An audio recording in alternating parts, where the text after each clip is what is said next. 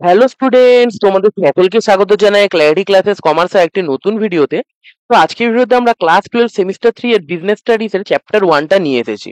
ব্যবস্থাপনার প্রকৃতি ও তাৎপর্য, nature and significance of management.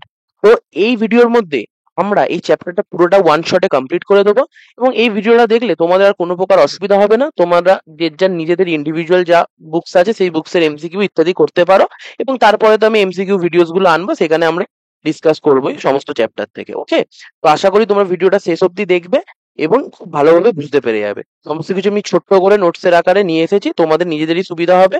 এবং ডেসক্রিপশন বক্স চেক করতে পারো, অ্যাকাউন্টেন্সি অফ ট্যাক্স এর অনেকগুলো ভিডিও এসে গেছে, সেখান থেকে দেখে নিতে পারো। তো কি বলছে, আমরা যখন ক্লাস 11-এ পড়ছিলাম তখন আমরা কি জেনেছিলাম যে বিজনেস কি, বিজনেসের কি কি ধরনের প্রকার হয়ে থাকে, অংশীদারি হয়ে থাকে, এক মালিকানা কারবার হয়ে থাকে, বিভিন্ন বিজনেস করার পন্থা ইত্যাদি। এবার আমরা দেখছি যে একটা বিজনেস হয়ে গেলে এবার তাকে ম্যানেজ করব কি করে। ঠিক আছে, তো ম্যানেজ করাটা সব থেকে গুরুত্বপূর্ণ জিনিস, ব্যবস্থাপনা যেটাকে বলা হয়ে থাকে। ব্যবস্থাপনা মানে কি, ধরো তোমাকে কোনো কাজ করতে বলো, টাস্ক দেওয়া হলো, কোনো হোম টাস্ক তোমার দিয়েছে বাড়ির মধ্যে, সেটা কি করতে হবে, তুমি একটা নির্দিষ্ট সময় করলে যে এই সময় আমি টাস্ক গুলো করবো, এতটা সময়ের মধ্যে এতটুকুনি টাস্ক হয়ে যাবে, তারপরে আরো কিছু টাস্ক বাকি থাকলে নির্দিষ্ট সময় করে আমার ডেডলাইন যেটা আছে, যে টাইমের মধ্যে আমাকে জমা দিতে হবে, সেই টাইমের মধ্যে আমি কমপ্লিট করে নেবো। এইটা তো সাধারণত আমাদের হয়ে থাকে।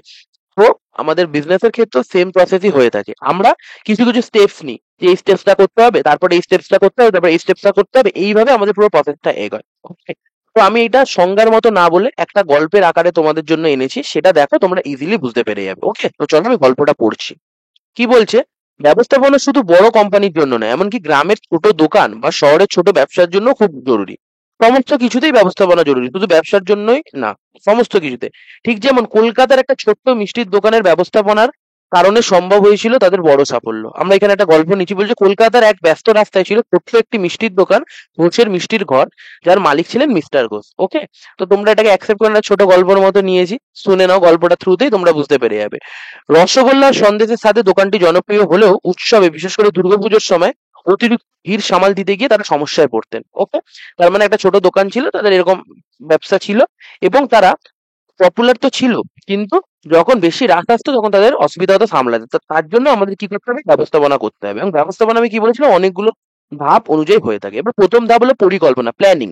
যেরকম তুমি তোমার হোম টাস্কের জন্য প্ল্যান করছিলে, তো মিস্টার ঘোষ সেটাই করছেন। মিস্টার ঘোষ বুঝলেন চাহিদা মানে ডিমান্ড সামলাতে হলে আগে ভাগে পরিকল্পনা করা জরুরি। প্রতিদিন বেশি করে মিষ্টি তৈরি শুরু করলেন, এবং কাছাকাছি এলাকায় ডেলিভারির ব্যবস্থাও তিনি চালু করলেন। ওকে, তারপর সংগঠন। ওকে, উৎসবের সময় কাজ সামলাতে নতুন দুজন কর্মী রাখলে, সংগঠন মানে যারা একত্রিত হয়ে আমরা কোনো একটা কাজ করছি, একটা সংগঠন আছে আমাদের, সেরকমই ব্যাপার। পর্যাপ্ত কাঁচামালের যোগান নিশ্চিত করলে এবং দোকান সাজিয়ে মিষ্টি বাজারে সহজ করলেন, মানে ঠিকঠাক ভাবে ডিসপ্লে করালেন যাতে কাস্টমারের চোখে পড়ে। তারপর নেতৃত্ব দিচ্ছেন। নেতৃত্ব মানে যে আমরা ধরো নিজেদেরকে, ধরো আমরা নিজেরা নিজের হোম টাস্ক করছি, তো আমরা নিজেদেরকে সেলফ মোটিভেশন দেবো যে হ্যাঁ আমাদের এই কাজগুলোকে করতে হবে। আর যদি আমরা কোনো টিমকে পরিচালনা করি, তুমি ক্রিকেট খেলছো ইত্যাদি, ফুটবল খেলতে পারো, তো সেই টিমের ধরো তুমি ক্যাপ্টেন, তো তাদেরকে বলছে হ্যাঁ এইটাই আমাদের টাইম, এই টাইমেই হলো আমাদের ম্যাক্সিমাম বোঝানো উচিত যে আমরা কত ভালো মিষ্টি বানাই, এবং একটা টিমের মতো সবাই কাজ করতে চাই, এবং ভালো আমরা যাতে সার্ভিস দিতে পারি, এবং সার্ভিস ভালো দিলে অটোমেটিকলি আমাদের প্রফিট আসবে, কাস্টমাররাও আসবে। তারপরে যে নিয়ন্ত্রণ এবং কন্ট্রোল করতে হবে ব্যাপারগুলোকে, কোথায় কি খরচ হচ্ছে, মানে কন্ট্রোল করা পুরো জিনিসটাকে। ঠিক আছে, প্রতিদিন বিক্রি হিসাব রাখা, ক্রেতাদের মতামত মানে ফিডব্যাক নেওয়া, এই সমস্ত টোটাল জিনিসটা কি আমাদের একত্রিত হয়ে কি বলে থাকি আমরা, ব্যবস্থাপনা। এবার দেখো, মিস্টার ঘোষের পরিকল্পনায় সংগঠন, নেতৃত্ব, নিয়ন্ত্রণের ফলে ঘোষের মিষ্টি উৎসবে বিকাম এ হটস্পট, মানে একদম বেশি সেল হচ্ছে, সেখানে প্রচন্ড পরিমাণে হলো লোকেরা আসছে, এবং কাস্টমারও স্যাটিসফাইড থাকছে। ব্যবসা বড় হলো এবং গ্রাহকও খুশি হলো। তার মানে কি বলছে, একটা ছোট্ট দোকানও সফল হতে পারে যদি কি সঠিক ব্যবস্থাপনা থাকে। কারণ কার্যকরী ব্যবস্থাপনায় চ্যালেঞ্জকে রূপ দেয় সুযোগে। ব্যবস্থাপনা ভালো থাকলে কোনো চ্যালেঞ্জ আসলে, যে আমাদের একটা টাফ সিচুয়েশন আসলে, যে কোনো লাইফের যে কোনো পার্সপেক্টিভে তোমাদের সাহায্য করবে। ওকে, আমরা বুঝলাম এটা গল্পের আকারে। এবার আমরা সংজ্ঞা অনুযায়ী দেখি। ঠিক আছে, তো ডাইরেক্ট সংজ্ঞা দেখলে একটুখানি অড লাগবে, তার জন্য আমি এটা গল্পের আকারে তোমাদেরকে বললাম। এবং তোমরা আশা করি খুবই সিম্পল একটা গল্প, যেটা তোমরা রিলেট করতে পারো। এগুলো তোমরা সকলেই জানো, কিন্তু যে স্টেপস গুলো যেগুলো আছে সেগুলোকে রিলেট করা, কারণ সেই অনুযায়ী আমাদের এমসিকিউ তে দাগ দিতে হবে। দেখো কি বলছে, ব্যবস্থাপনা হলো একটা প্রতিষ্ঠানের লক্ষ্য পূরণের সম্পদ, যেমন মানুষ, টাকা, সময়, জিনিসপত্র বুদ্ধিমত্তার সঙ্গে পরিকল্পনা, সংগঠন, নেতৃত্ব, নিয়ন্ত্রণের মাধ্যমে ব্যবহার করার প্রক্রিয়া। মানে কি, এইগুলো সমস্ত কিছু কি ধাপগুলো যেগুলোকে আমাদের করতে হবে। পরিকল্পনা, সংগঠন, নেতৃত্ব, নিয়ন্ত্রণ, এবং আমাদের সম্পদগুলো, আমাদের যেই রিসোর্সেস গুলো অ্যাভেলেবেল আছে, মানুষরা কাজ করে, আমাদের মেশিনস আছে, টাকা আছে, সময়ও খুব গুরুত্বপূর্ণ সম্পদ, সেগুলোকে বুদ্ধিমত্তার সাথে ট্যাক্টফুলি ভালো করে সমস্ত জিনিসকে কন্ট্রোল করাটাই, চালনা করাটাই ব্যবস্থাপনা, যেখানে সঠিক সিদ্ধান্ত নিয়ে কার্যকরগুলি সমন্বয় করা হয়ে থাকে, যাতে লক্ষ্য সহজভাবে এবং দক্ষভাবে এবং কম অপচয় মানে মিনিমাম ওয়েস্টেজে আমরা অর্জন করতে পারি। ব্যবস্থাপনার মানে হলো যেটুকু সম্পদ আছে তা ঠিকভাবে কাজে লাগিয়ে নির্দিষ্ট লক্ষ্য অর্জন করা এবং প্রতিষ্ঠানের সবকিছু ঠিকভাবে চালানো, ঠিক আছে? তো এইগুলো টোটালে আমাদের আছে, এগুলো তোমরা দেখে নাও, তাহলে বুঝতেই পারছো এরকম টাইপেরই আমাদের সংজ্ঞা হিসাবে থাকে, এবং এই জিনিসটা আমি খুব সিম্পল করে দিয়েছি। তো তোমরা এখান থেকে যে কোনো একটাই বলতে পারো, সবই ঠিক। তারপর আমরা দেখে নিই যে ম্যানেজমেন্ট শব্দ, এই যে ম্যানেজমেন্ট কথাটা এটা তোমাদের এমসিকিউর জন্য ইম্পর্টেন্ট, কোথা থেকে এসেছে? এটা এসেছে ল্যাটিন শব্দ ম্যানাস থেকে, যার মানে হলো হাত, এবং ইতালিয়ান শব্দ ম্যানেজারে, যার কথা অর্থ হলো ঘোড়া পরিচালনা করা। পরে এই শব্দটি গৃহস্থলী চালানো মানে to manage a house hold, এই সমস্ত থেকে শুরু করে মানুষ ও সম্পদ চালানোর আধুনিক অর্থেও ব্যবহৃত হতে থাকে। ওকে, তো এই জিনিসটা জানতে হবে। ম্যানেজমেন্টের ল্যাটিন শব্দ ম্যানাস থেকে, যার মানে হাত, মানে আমরা যে কন্ট্রোল করছি সমস্ত জিনিসপত্র, এবং এগুলো ম্যানেজারে, যার অর্থ হলো ঘোড়া পরিচালনা করা, পরবর্তীকালে পরিচালনা করা, গৃহস্থলী পরিচালনা করা, মানুষ সম্পদ এগুলোকে ঠিকঠাক ভাবে ইউজ করা, এই ক্ষেত্রে ব্যবহার করা হয়। এর কি মূল বৈশিষ্ট্য আছে? লক্ষ্য নির্ধারণ এবং অর্জন। আমাদের অর্গানাইজেশন বা আমাদের লাইফেও কি, আমরা এখানে অর্গানাইজেশন হিসেবেই ভাবো, বিজনেস স্টাডিজ পড়ছি, কি লক্ষ্য আছে সেটাকে আগে ফিক্স করা, তারপর সেটা অর্জনের জন্য চেষ্টা করা, সঠিক পদক্ষেপ নেওয়া, পরিকল্পনা করা, সংগঠন বানানো, নেতৃত্ব প্রদান করা, সিদ্ধান্ত গ্রহণ করা, কি হলো না হলো সেটাকে কন্ট্রোল করা, এগুলোকে ঠিক করতে হবে, এবং রিসোর্সের মানে সম্পদের ম্যাক্সিমাম ইউটিলাইজেশন, এবং সম্পদের ম্যাক্সিমাম ইউটিলাইজেশন। ওকে, ব্যবস্থাপনার প্রকৃতি কি? এটা কি লক্ষ্য নির্ভর কাজ? ব্যবস্থাপনা সবসময় নির্দিষ্ট লক্ষ্য পূরণের জন্য কাজ করে থাকে, এগুলো খুবই সিম্পল আছে, দেখলেই তোমরা বুঝতে পেরে যাচ্ছ। সর্বজনীন, সমস্ত জায়গাতে ব্যবহার করে, সব ধরনের প্রতিষ্ঠান কি সমস্ত জায়গাতে, ব্যবসা, স্কুল, হসপিটাল, এনজিও থেকে শুরু করে সমস্ত জায়গাতে। নিরবিচ্ছিন্ন প্রক্রিয়া, কন্টিনিউয়াস প্রসেস, এটা একবারে শেষ হয় না, সবসময় চলতে থাকে। আমাদের প্রতিষ্ঠান বা আমাদের লাইফের মধ্যে কন্টিনিউয়াস এটার অ্যাপ্লিকেশন করে যেতে হবে। সমন্বিত শক্তি, ঠিক আছে, মানে সমস্ত বিভাগ কর্মীরা একসাথে আসলে, একত্রে আসলে একটা রেজাল্ট পাওয়া যায়, কেউ একা সমস্ত কিছু করে নিতে পারে না। এবং এটা গতিশীল মানে ডাইনামিক, সবসময় ফিক্স থাকে না যে এইভাবেই আমরা সব বিজনেসটাকে চালাচ্ছি, এই মেথডেই বারবার হবে না, আমাদের সময়ের সাথে সাথে পরিবর্তন করতে হবে। ওকে, এটা একটা সামাজিক প্রক্রিয়া, সোশ্যাল প্রসেস, সমস্ত লোকেরা একসঙ্গে মিলে মিশে কাজ করে, যোগাযোগ দেয়, কমিউনিকেশন বাড়ে। এটা বিজ্ঞান এবং শিল্প, এটা সায়েন্স এবং ইন্ডাস্ট্রি, শিল্প, সমস্ত কিছু এর মধ্যে আছে। ওকে, বোঝা গেল? তাহলে এইগুলো আমাদের কি ব্যবস্থাপনার প্রকৃতি। এবার ব্যবস্থাপনার লক্ষ্য তিনটি দৃষ্টিকোণ থেকে ব্যাখ্যা করা যায়। ব্যবস্থাপনার লক্ষ্যটা সেটা তিনটে দৃষ্টিকোণ থেকে, একটা প্রাতিষ্ঠানিক, একটা ব্যক্তিগত, আর একটা হয়ে থাকে কি সামাজিক। প্রতিষ্ঠানিক মানে হলো প্রতিষ্ঠানকে টিকিয়ে রাখার জন্য আমরা যেই অর্গানাইজেশনের হয়ে কাজ করছি বা যে অর্গানাইজেশনের হয়ে আমরা ব্যবস্থাপনা করবো, সেটাকে টিকিয়ে রাখার জন্য লাভজনক হতে হবে, লাভ ছাড়া কোনো প্রতিষ্ঠান চলতে পারে না, এবং বিনিয়োগকারীদের টাকাও ফেরত দিতে হবে, এবং বৃদ্ধি ও সম্প্রসারণ, আমাদের বিজনেসটাকে আরো বড় করতে হবে, সবার কাছে পৌঁছে দিতে হবে, এবং দক্ষতা, কম খরচে বেশি ফল পাওয়ার জন্য সঠিকভাবে দক্ষতার সাথে আমাদের রিসোর্সেস গুলোকে ব্যবহার করতে হবে। এটা হলো আমাদের প্রতিষ্ঠানের দিক থেকে, বোঝা যাচ্ছে? লাভ করতে হবে, আমাদের বিজনেসকে গ্রো করতে হবে, এবং রিসোর্সেস গুলোকে সঠিকভাবে ইউটিলাইজ করতে হবে। আর ব্যক্তিগত লক্ষ্য কি? আমাদের নিজেদের যে কর্মীদের অনুপ্রেরণা দেওয়া, মানে আমরাও প্লাস, আমি ধরো বিজনেস একটা কন্ট্রোল করছি, চালাচ্ছি, কর্মীদেরও, যারা কর্মচারী আছে তাদেরকেও মোটিভেশন দেওয়া, তাদের একটা সেফ অ্যান্ড সিকিউর কেরিয়ার থাকে, এবং তাদেরকে আপস্কিলিং করে দেওয়া, তাদের যে হলো স্কিলটাকে, নতুন নতুন ট্রেনিং ইত্যাদি। দেখো অনেক সময় বিভিন্ন জায়গার মধ্যে, সফটওয়্যার কোম্পানিতে, বিভিন্ন অডিট কোম্পানিতে এইরকম স্কিলিং বিভিন্ন প্রচার হয়ে থাকে। এবার সামাজিক লক্ষ্য বা সোশ্যাল অবজেক্টিভ, কর্পোরেট সামাজিক দায়িত্ব বা কর্পোরেট সোশ্যাল রেসপন্সিবিলিটি, মানে সমাজের দিক থেকে, আমরা এটা 11 সেমিস্টার 2 তেও পড়েছিলাম।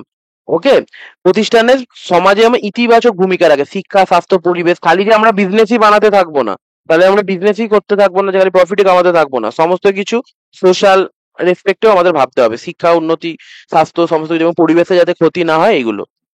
এবং আমরা কি, যেই সমস্ত কাজগুলো ওরা এথিক্যালি যাতে ঠিকঠাক থাকে, আমাদের এথিক্স ঠিকঠাক থাকে, যেন আমরা সৎ এবং স্বচ্ছভাবে কাজ করি, সবাই ন্যায্যভাবে ব্যবহার পায়, এবং কর্মীদের নিরাপত্তা রাখা, ন্যায্য বেতন, স্বাস্থ্য সেবা, ভালো কর্ম পরিবেশ, ওয়ার্ক এনভায়রনমেন্টকে ভালো রাখা, এইগুলো আমাদের করা। ওকে, এইগুলো হলো ব্যবস্থাপনার লক্ষ্য হওয়া উচিত। ব্যবস্থাপনার গুরুত্ব, তাৎপর্যতাটা কি আছে? প্রতিষ্ঠানের লক্ষ্য অর্জন করা, সেই সেমই জিনিসগুলো, সম্পদের সর্বোত্তম ব্যবহার করা, যেরকম সমস্ত যে যন্ত্রপাতি, মানব ইত্যাদি সঠিকভাবে ঠিকঠাক জায়গাতে ইউজ হয়ে থাকে, দিক নির্দেশনা করা, কর্মীদের কাজ কি, কিভাবে লক্ষ্য ঠিক করতে হবে, এগুলো যাতে স্বচ্ছভাবে তারা করে থাকে, নবপ্রবর্তন এবং পরিবর্তনে সহায়তা করা, নতুন নতুন আইডিয়া, নতুন নতুন টেকনোলজি বিজনেসের মধ্যে ইনক্লুড করা, এবং কোনো ডাইনামিক মানে কোনো চেঞ্জের দরকার পড়লে সেই জিনিসটাকে করা থাকা, সিদ্ধান্ত গ্রহণ করা কার্যকরভাবে, এবং ওয়ার্ক এনভায়রনমেন্টকে খুব ভালো রাখা, যাতে কোনো দ্বন্দ্ব ইত্যাদি না হয়ে থাকে, প্রোডাক্টিভ নেচারের সমস্ত কিছু হয়ে থাকে, এবং ভালো ব্যবস্থাপনাকে কখনো এবং ভালো ব্যবস্থাপনা প্রতিষ্ঠানকে দ্রুত সিদ্ধান্ত নিতে এবং পরিবর্তন বুঝতে এবং প্রতিযোগীদের থেকে এগিয়ে থাকতে সাহায্য করে। যে মার্কেটে যে একটা অর্গানাইজেশন আছে তার সাথে আরো 10টা অর্গানাইজেশন আছে, তাদের থেকে এগিয়ে থাকতে যাতে সাহায্য করে। ঠিক আছে, বোঝা গেল? খুবই সিম্পল জিনিস। তারপর উভয়, এইটা হলো বিজ্ঞান এবং শিল্প উভয়। ঠিক আছে, ব্যবস্থাপনা কারণগুলো দেখেন, এটা বৈজ্ঞানিক দিক আছে কেন একে বিজ্ঞান এবং শিল্প বলা আছে। ব্যবস্থাপনা পরিকল্পনা, সংগঠন, নেতৃত্ব, নিয়ন্ত্রণ, এই যে আমাদের এই কাজটা করতে হবে, কিভাবে করতে হবে, কখন করতে হবে, এর আউটকামস কি কি হতে পারে, এই সমস্ত কিছু ভেবে আগে কিছু যদি আউটকাম ছিল সেইগুলোকে মাথায় রেখে এই সমস্ত জিনিসকে মাথার মধ্যে রেখে আমাদের ডিসিশন মেকিং করতে হয়। তার জন্য এটা একটা বৈজ্ঞানিক দিক। আর শিল্পের দিক, শিল্প বলতে গেলে এক্ষেত্রে আমরা শিল্প বা ইন্ডাস্ট্রি বলবো না, একে আমরা কি কলা বলবো, মানে আর্ট। একই সময় ব্যবস্থাপনায় সৃজনশীলতা, অভিজ্ঞতা, যে যার মতো করে যে তার অভিজ্ঞতা কি আছে, যে আগের টাইপে কিরকম ছিল, কিরকম করে আমরা সমস্যার সম্মুখীন হয়েছিলাম, এই সমস্ত দিককে লক্ষ্য রেখে আমাদের কাজটাকে এগিয়ে নিয়ে যাওয়া। এবং নমনীয়, কাঠামোগতভাবে নমনীয় মানে পরিবর্তনশীল থাকা এবং নিরপেক্ষতা ও বিষয়ভিত্তিক ভারসাম্য। বিজ্ঞান যেরকম তথ্যভিত্তিক সিদ্ধান্ত নিয়ে থাকে, সেরকমই আমাদের ব্যবস্থাপনাও কি তথ্যের ভিত্তিতে করবে, কোনো কিছু বায়াস হবে না যে এটা এরকমই হচ্ছিল বলে এরকমই হতে থাকবে। বোঝা গেল? তাহলে এই সমস্ত কারণের দিকে আমাদের ব্যবস্থাপনাকে বোথ আর্ট অ্যান্ড সায়েন্স বলা যেতে পারে। এবং ব্যবস্থাপনা কি একটা পেশা, এটা কি একটা প্রফেশন? নিশ্চয়ই এটা একটা প্রফেশন, কারণ এর মধ্যে কি কি বৈশিষ্ট্য আছে যেগুলো পেশার মধ্যে আছে। পেশার মধ্যে কি বিশেষ জ্ঞান ও দক্ষতা থাকা দরকার। ব্যবস্থাপনার ক্ষেত্রেও কাজ করার জন্য নির্দিষ্ট দক্ষতা লাগে, অভিজ্ঞতা লাগে, শিক্ষা লাগে। পেশার মধ্যেও সেটা বর্তমান। নৈতিক মানদণ্ড, নৈতিক মানদণ্ড মানে এথিক্সের সাথে সৎভাবে সমস্ত কিছু করতে হবে, সঠিক আচরণ বিধি অনুযায়ী করতে হবে, এটা প্রফেশনের মধ্যে থাকে। প্রশিক্ষণ এবং সার্টিফিকেশন, ট্রেনিং করতে হয়, কোনো কোর্স করতে হয়, বিভিন্ন এমবিএ হয়ে থাকে ম্যানেজমেন্টের বিভিন্ন, এই সমস্ত জিনিসপত্র ব্যবস্থাপনার ক্ষেত্রেও দেখা যায়। এবং দায়িত্ব এবং জবাবদাহিতা, কোনো একটা কাজ করতে হলে তার দায়িত্ব থাকে এবং কি হলো না হলো তার একটা জবাবদাহি করতে হয়। এবং ব্যবস্থাপনা তার সিদ্ধান্তের জন্য দায়বদ্ধ থাকেন, যাতে প্রতিষ্ঠানের সাফল্য বা ব্যর্থতাকে প্রভাবিত করতে পারে। ওকে, খুবই সিম্পল জিনিস এইগুলো, তোমরা একটুখানি বুঝলে ইজিলি করে দিতে পারবে। ব্যবস্থাপনা স্তর বলতে এই দেখো, এই ডায়াগ্রামটা দেখলে তোমরা ইজিলি বুঝতে পেরে যাবে। এই মানে কোনো প্রতিষ্ঠান যখন পরিচালনা করা হয়ে থাকে, আমরা কি দেখলাম, বিভিন্ন মানুষেরা তার মধ্যে ইনক্লুড থাকে, বিভিন্ন ডিপার্টমেন্ট ইনক্লুড থাকে, দেখলাম না, অনেকগুলো বিভাগের সমন্বয়। তো সেরকমই যতগুলো বিভাগ এবং যতগুলো মানুষের এর মধ্যে বিভিন্ন যে রোলসে যারা ইনভলভ আছে তাদেরকে একটা সেকশনে ভাগ করা হয়েছে। প্রথমটা আছে হলো টপ, তারপরটা আছে হলো মিডিল, তারপরটা আছে লো। ঠিক আছে, top level management, middle level, উচ্চ স্তরের, মধ্য স্তরের এবং নিম্ন স্তরের। ওকে, কারা থাকে? সিইওসরা থাকে, সিএমএরা থাকে, সিটিওসরা থাকে, যেমন চিফ টেকনোলজি অফিসার, সিটিও বলা হয় থাকে, এমডি থাকে, managing director, chief executive officer, CEO, এরা এরা টপ লেভেল থাকে। মানে এরা একদম মেন যেই সমস্ত যে আমাদের কোম্পানি পলিসি ফর্মস করা বা আমাদের যে অর্গানাইজেশন আছে কি কি করতে হবে, এই সমস্ত জিনিসগুলো এরা মিডিল লেভেলকে, তার নিচের লেভেলকে দিয়ে থাকে। ওকে, তো ফ্লোটা এরকম থাকে, এরা একে কাজ দেয়, একে কাজ দেয়, তারপর এ কাজ হয়ে গেলে ওকে বলে, তারপর এই কাজ হয়ে গেলে একে বলে। ঠিক আছে, মানে ফ্লোটা ওপর থেকে নিচে এরকম ভাবে থাকে। বোঝা গেল? আর মিডিল লেভেলে কি বিভিন্ন মার্কেটিং ম্যানেজাররা, purchase head, product manager, branch manager, finance manager, এদের আন্ডারে অনেকে কাজ করে বা এদেরও অনেকগুলো গ্রুপ থাকে। এইটা একটা উদাহরণ। আর লো লেভেল একদম গ্রাউন্ড লেভেলে যারা কাজ করে, সুপারভাইজার থাকে, foreman, clerk, junior manager, inspector, এরা লো লেভেলে থাকে। এই লো লেভেল গ্রাউন্ড লেভেলে কাজ করে, এদেরকে রিপোর্ট করে এরা। তারপর হলো অফিস লেভেলে কাজ করে, টপ লেভেলকে রিপোর্ট করে। টপ লেভেল বিভিন্ন পলিসি ফরমেশন ইত্যাদি করে থাকে। ঠিক আছে, তো এই চারটা, এই ডায়াগ্রামটা তোমরা যদি দেখে নাও তাহলে আর তোমাদের আর কোনো প্রকার কনফিউশন হবে না, এইটা দেখলেই তোমাদের যথেষ্ট বোঝার জন্য। ঠিক আছে, তার মানে এইটা হলো ম্যানেজমেন্টের লেভেল, টপ, মিডিল, লো, আর এখানে যারা যারা কাজ করে থাকে। এবার আমরা দেখে নিই ম্যানেজমেন্ট আর অ্যাডমিনিস্ট্রেশনের মধ্যে পার্থক্য কি। ম্যানেজমেন্ট আর অ্যাডমিনিস্ট্রেশন, দেখো এই কথাটা দুটো সেম রেসপেক্টেই অনেক সময় ব্যবহার করা হয়ে থাকে, কিন্তু এর মধ্যে কিছু পার্থক্য আছে। অ্যাডমিনিস্ট্রেশনটা ম্যাক্সিমাম কি ওপরের মানে উচ্চস্তরীয় কাজকর্মকে বোঝানো হয়ে থাকে। এবং এটা যখন কোনো এনজিও টাইপের মানে নন প্রফিট অর্গানাইজেশনে যখন হয়ে থাকে তখন অ্যাডমিনিস্ট্রেশন বলা হয়ে থাকে, এবং যখন সেখানে প্রফিট থাকে যে সমস্ত অর্গানাইজেশনে সেখানে ম্যানেজমেন্ট বলা হয়ে থাকে। ঠিক আছে, তো ওই কথাটার থেকে আমরা একবার ডেফিনেশনটা একবার দেখে নিই, এখানে দেখলে বুঝতে পেরে যাবো। নীতিমালা বাস্তবায়ন করা এবং দৈনন্দিন কার্যকর্ম পরিচালনা করা, এবং নীতিমালা প্রণয়ন এবং দীর্ঘমেয়াদী লক্ষ্য নির্ধারণ করা। ম্যানেজমেন্ট তার মানে কি হচ্ছে, এই এই পার্টটাকে দেখো, এরা টপ লেভেলের লোকেরা কি করছে, এরা সমস্ত নীতিগুলো বানাচ্ছে, পলিসি ফরমেশন করছে, এবার এদেরকে বলছে যে তোমরা এই কাজগুলো করো। তারপর এই আবার এদেরকে বলছে, মানে এই গ্রুপটাই মিডিল আর লো এরা মিলে এটাকে এক্সিকিউট করছে। ওকে, ধরো এই যে আমাদের গুগল লেন্স, গুগল লেন্স কি সুন্দর পিচাই তার টিমকে ডেকে বললেন যে এরকম একটা ছবি তুললো, তাতে হলো আমাদের প্রোডাক্ট বা কিছু থাকলে সেটা জানা যাবে। ইনি এটা আইডিয়াটা ক্র্যাক করলেন, এবার তার মধ্যে তাদের লোকদের লাগিয়ে দিলেন, মিডিলে যারা সফটওয়্যার ইঞ্জিনিয়ার আছে, প্রোডাক্ট ম্যানেজার, তার ভেতরে তার নিচে যারা আছে সবাই মিলে এই কাজটাকে এক্সিকিউট করলেন। বোঝা যাচ্ছে? তাহলে অ্যাডমিনিস্ট্রেশন তাদের বলা হচ্ছে যারা এই সমস্ত নির্ধারণ করে এবং যারা কমপ্লিট করে তাদের ম্যানেজমেন্ট বলা হয়ে থাকে। এটা সংকীর্ণ কার্যমূলক দৃষ্টি এবং এটা বিস্তৃত এবং কৌশলগত। এটাকে খালি আমাদের কাজের উপরে, এটা হলো কি টেকনিক্স এর উপরে, মানে অনেকটা বর্ডার অ্যাসপেক্ট, যে পুরোটা ওভারঅলে আমাদের ভাবতে হচ্ছে। আর ডিসিশন মেকিং এর ক্ষেত্রে সিদ্ধান্ত কৌশলগত এবং কার্যমূলক সিদ্ধান্ত গ্রহণ, এটা হলো নীতি নির্ধারণ ইত্যাদি করা, মানে এই কাজটা কি করে হবে সেই রকম সিদ্ধান্ত গ্রহণ ম্যানেজমেন্টের লোকেরা করবে, এবং যেই কাজটা দিয়েছে সেই কাজটাই মাথার মধ্যে কি করে আসলো সেইটা হলো আমাদের অ্যাডমিনিস্ট্রেশনের লোকেরা করবে। আর এটা হলো পরিকল্পনা, যে প্রজেক্টটা দেবে সেটাকে বাস্তবায়ন করা, আর এটা তৈরি, তার ভিশনটা তৈরি করা। এটা দেখো নিম্ন এবং মধ্যস্থ, যেটা আমি প্রথমে বললাম এটা শীর্ষস্তর। এর মধ্যে কি ব্যবস্থাপক তত্ত্বাবধায়ক, এখানে সিও পরিচালন পর্ষদ মানে বোর্ড অফ ডাইরেক্টরস এরা থাকে। ওকে, তো এইখানে দেখো, এখানে একটা আমি ইমেজের দ্বারা বর্ণনা করেছি, দেখো এটা ভালো করে বুঝবে। এই পার্টটা হলো আমাদের অ্যাডমিনিস্ট্রেশন আর এই পার্টটাকে আমাদের ম্যানেজমেন্ট বলা হচ্ছে। এবার লক্ষ্য করে দেখো, যত আমরা উপরের দিকে উঠছি, দেখো অ্যাডমিনিস্ট্রেশনটা বেশি হচ্ছে। দেখো অ্যাডমিনিস্ট্রেশনের পার্টটা বেশি, দেখো গ্রাফটা দেখলেই বুঝতে পারবে। দেখো এখানে এতটুকুনি কোয়ান্টিটির আছে, এইখানে এতটা বড়, এইখানে এতটা বড়, এইখানে কত বড়, মানে যত আমরা উপরের দিকে উঠবো অ্যাডমিনিস্ট্রেশন ততটা পরিমাণ গ্রাফে বেশি পাচ্ছ, আর যত আমরা নিচের দিকে নামবো তত আমরা ম্যানেজমেন্ট বেশি দেখতে পারবো। তার মানে কি বোঝা যাচ্ছে, যে মিডিল আর লোয়ার লেভেলের মধ্যে ম্যানেজমেন্টের কাজ হয়ে থাকে, আর আমাদের টপ লেভেলে অ্যাডমিনিস্ট্রেশনের কাজ হয়ে থাকে। ঠিক আছে, এইটাই হলো গ্রাফটা দ্বারা বোঝানো যাচ্ছে। ওকে, এবার ব্যবস্থাপনা যে ফাংশন গুলো থাকে সেইগুলো, মানে যে স্টেপস গুলো থাকে, যেরকম প্ল্যানিং করা আমরা দেখলাম, এটা কি লক্ষ্য নির্ভর ভবিষ্যৎমুখী হয়ে থাকে। সংগঠন, যে কারা কারা কাজ করবে তাদেরকে একত্রিত করা। দলগত কাজকর্ম, বহুমাত্রিক সমস্ত কিছু, এবং স্টাফিং, কোন কোন জায়গাতে কোন কোন লোকেরা কি কি কাজ করবে সেইগুলো, এগুলো চলতেই থাকে। ডাইরেক্টিং, যে কি কাজ করতে হবে, এই কাজ করতে হবে সেইগুলোকে বলা।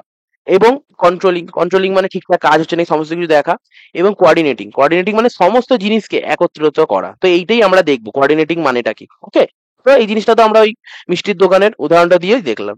ঠিক আছে, এবার কোঅর্ডিনেশন বা সমন্বয়ের অর্থ কি, প্রতিষ্ঠানের সব কাজ মানব বিভাগকে একসাথে এনে সাধারণ লক্ষ্য সফল করার জন্য সুশৃঙ্খল ভাবে কাজ করানোর যে ব্যাপারটি হয়ে থাকে। ঠিক আছে, আমি যেটাই বললাম যে আমাদের যে প্রতিষ্ঠানের মধ্যে সমস্ত বিভাগ, সমস্ত ডিপার্টমেন্টকে একত্রিত করে একটা নির্দিষ্ট লক্ষ্য পূরণের জন্য কাজ করা। এবং এর বৈশিষ্ট্য কি হয়ে থাকে, দলগত একতা হয়ে থাকে। সবাই একসাথে ব্যক্তিগত বা বিভাগীয় কাজ মিলিয়ে একসাথে একটা সহজ ব্যবস্থা তৈরি করতে হবে, এক লক্ষ্যের দিকে এগোতে হবে। এটা কন্টিনিউয়াস প্রসেস, ম্যানেজমেন্টও কন্টিনিউয়াস প্রসেস, তার মধ্যে স্টেপ গুলো কন্টিনিউয়াস প্রসেস হবে। সর্বস্তরীয় সমস্ত বিভাগকে এর মধ্যে, সমস্ত স্তরকে এর মধ্যে, টপ টু লো সমস্ত স্তরকে থাকতে হবে। সচেতন ভাবে এই কাজটাকে নিশ্চিত করাতে হবে। এবং সবার দায়িত্ব, সমস্ত ব্যবস্থাপকের দায়িত্ব, যে হলো টপ লেভেলে আছে, যে লো লেভেলে আছে, মিডিল লেভেলে আছে। বোঝা যাচ্ছে? এইটা ম্যানেজমেন্টের মানে কোঅর্ডিনেশনের বৈশিষ্ট্য, সমন্বয়ের বৈশিষ্ট্য। আর গুরুত্ব কি, দলগত কাজকে বৃদ্ধি করে। সবাই মিলে একসাথে কাজ করলে বিভ্রান্তি কমিয়ে সবাই একসাথে একই লক্ষ্যের জন্য কাজ করতে পারবে।